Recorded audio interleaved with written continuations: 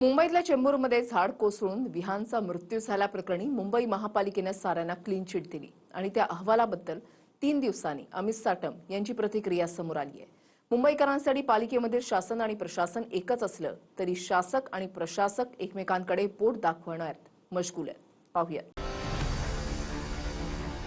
जर सारेच निर्दोष असतील तर चेंबूरमध्ये झाड पडून विहानचा मृत्यू कसा झाला असा प्रश्न करत आता भाजपचेच आमदार त्यांची सत्ता असलेल्या मुंबई महानगरपालिकेला प्रश्न विचारू लागलेत।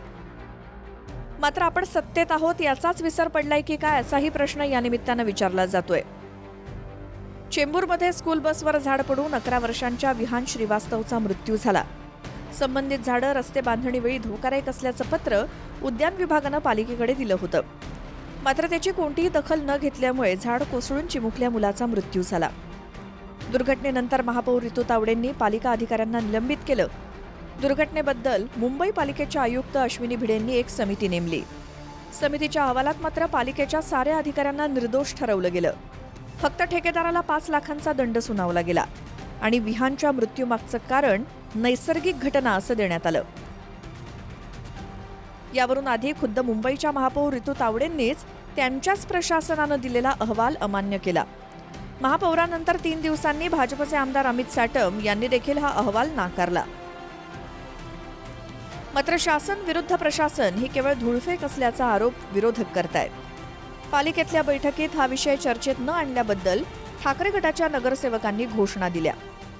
चेंबूर सारख्या गंभीर आणि अतिशय गंभीर विषयावर सभागृहात पहिल्यांदा निवेदन सभागृह नेत्यांनी आणायला पाहिजे होतं। एरवी सभागृह नेता निवेदन द्यायला अगदी सगळे नियम मोडून तयार असतात। यावेळेला निवेदन दिलं नाही याचा अर्थ प्रशासनाला ते पाठीशी घालतायत।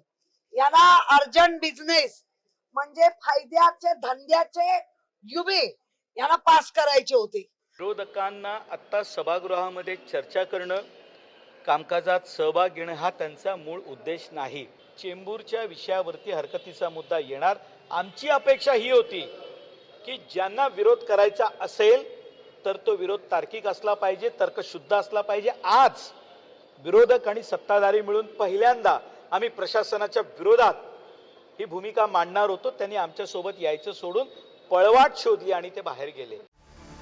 विहानचा मृत्यू आणि मुंबईत यंदा पावसामुळे घडलेल्या घटनांमुळे मुंबईकरांच्या मनात संताप आहे।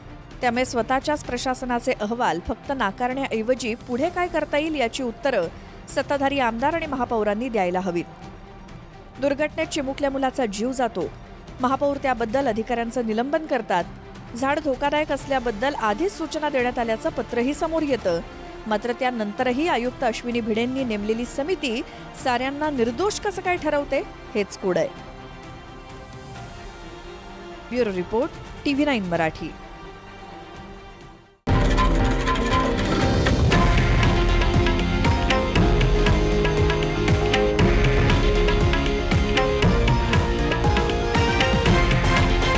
हे आहे देशातील नंबर 1 न्यूज नेटवर्क आणि आपण पाहत आहात TV9 मराठी, एकमेव।